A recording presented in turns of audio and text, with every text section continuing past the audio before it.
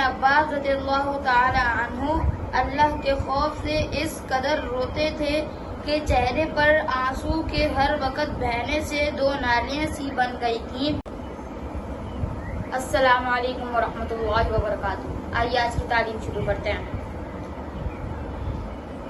حضرت ابن عباس رضی اللہ تعالی عنہ کی نصیحت۔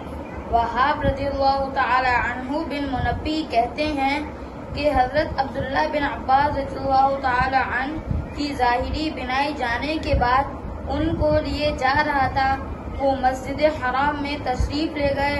وہاں پہنچ کر ایک مجمع سے کچھ جھگڑے کی آواز آ رہی تھی۔ فرمایا مجھے اس مجمع کی طرف لے چلو۔ میں اس طرف لے گیا۔ وہاں پہنچ کر آپ رضی اللہ تعالی عنہ نے سلام کیا۔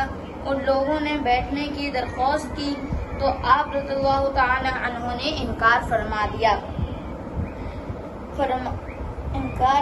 دیا اور فرمایا کہ تمہیں معلوم نہیں کہ اللہ کے خاص بندوں کی جماعت میں وہ لوگ ہیں جن کو اس کے خوف نے چپ کرا رکھا ہے، حالانکہ نہ وہ عاجز ہیں نہ گونگے، بلکہ فصیح لوگ ہیں، بولنے والے ہیں، سمجھدار ہیں، مگر اللہ تعالی کی بڑائی کے ذکر نے ان کی عقلوں کو اڑا رکھا ہے۔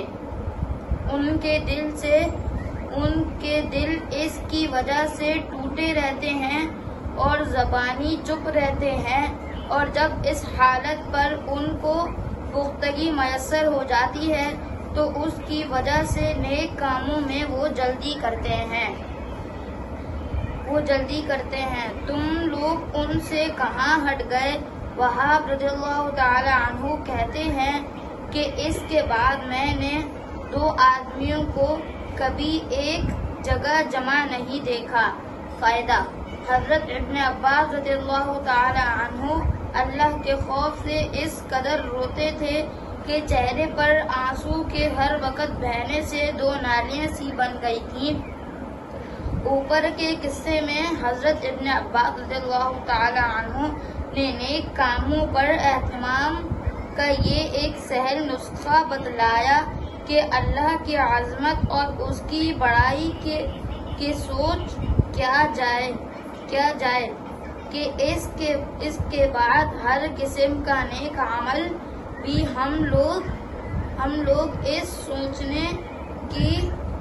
سوچنے کی خاطر نکال لیں تو کیا مشکل ہے۔ اللہ پاک کہنے سننے سے زیادہ عمل کرنے کی توفیق عطا فرمائے۔ سبحان ربک رب العزۃ عما یصفون وسلام علی المرسلین والحمد للہ رب العالمین۔ آمین برحمتک یا ارحم الراحمین۔